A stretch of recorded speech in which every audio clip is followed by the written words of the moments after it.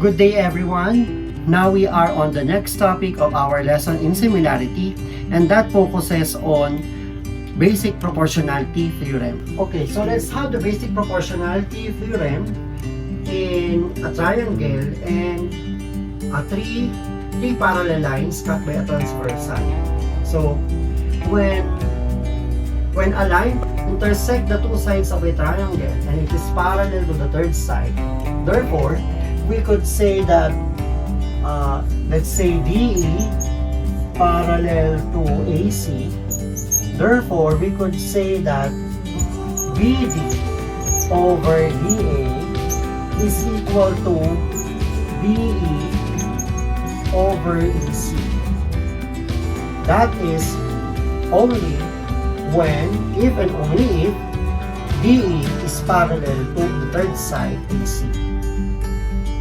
So if we have the converse and we have proven that BD over DA is equal to BE over EC, then the line passes through the two sides of the triangle. DE is parallel to the third side AC. On the other hand, if we have three parallel lines cut by a transversal, which is AE and BF, AE and BF, therefore AC, so AB parallel to CD and parallel to EF, then it is cut by a transversal. Therefore AC over CE, AC over CE is equal to BD over DF, or it could also be AC over the whole AC over the whole thing AE, or it could be EC or CE over the whole thing AC. EC over the whole thing AE. Or it could also be DE DF over DF, or BD over BF. Now let us use the basic proportionality theorem in answering these exercises. Find the value of x.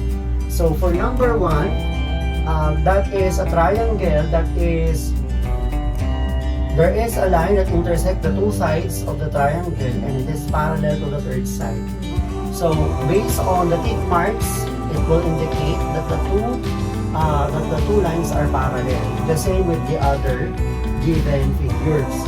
So if not, we cannot say that they are parallel unless it was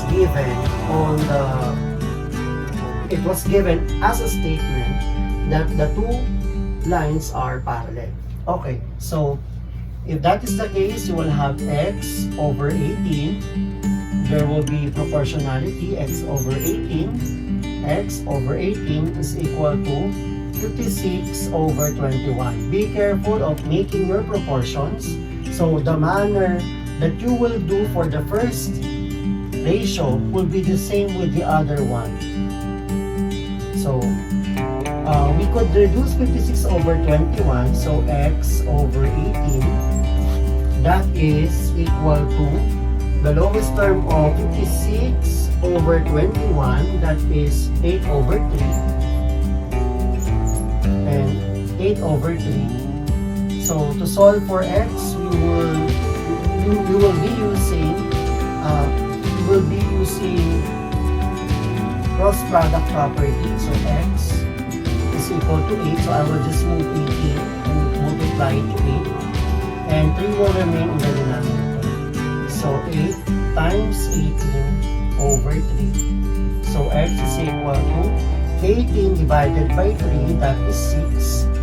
6 times 8 is 48. Therefore, x is equal to 48. Next, So with number 2, the given is the side of the whole triangle, which is 55, and this one is 45. If this part of the side of the triangle is 45, therefore this one will be equal to 10 by 55 minus 45. Okay, so let us make the proportions.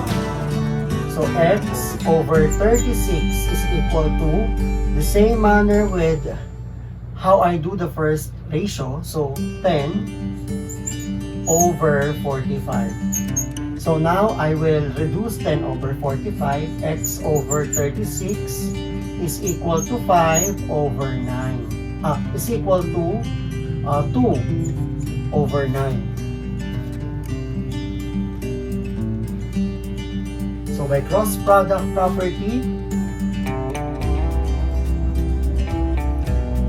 I will just move 36 and multiply it to 2. So you will get x is equal to 2 times 36 over 9. And dividing 36 by 9, that is 4 over 1. So 2 times 4 is 8. So x is equal to 8. Now let's have number 3. So with number 3, you will have again a line intersecting the two sides of the triangle, and it is parallel to the third side. So let's make the proportion. So x minus 1 all over 3x plus 1 is equal to the same manner that I do to the first ratio. So I initially write the in the numerator x minus 1. So the same with the other one. So I will use 6 over 21. So I will now reduce 6 over 21. So x minus 1 over 3x plus 1 is equal to 6 over 21 is 2 over 7. By cross product, I will have 7 times x minus 1 is equal to 2 times 3x plus 1. Distributing, so you will have 7x minus 7 is equal to 2 times 3, which is 6x. 2 times 1 plus 2. Now I will solve for x. 7x minus 6x is equal to 2 plus 7. 7x minus 6x is x is equal to 2 plus 7 is 9. X is equal to 9. Number 4. For number 4 and other remaining items, these are 3 parallel lines cut by a transversal. If that is the case, the transversals are proportional. So let's make proportions. 12 over 30, the first ratio. The same manner I do with the first ratio. So you will use 40 in the denominator over x. I will reduce 12 over 30. That is equal to 2/5. So 2/5 is equal to 14 over x. By cross multiplication, you will have 2x is equal to 14 times 5. So I will no longer multiply 14 and 5. So I will divide both sides by 2. So x is equal to 14 divided by 2 is 7. 7 times 5 is 35.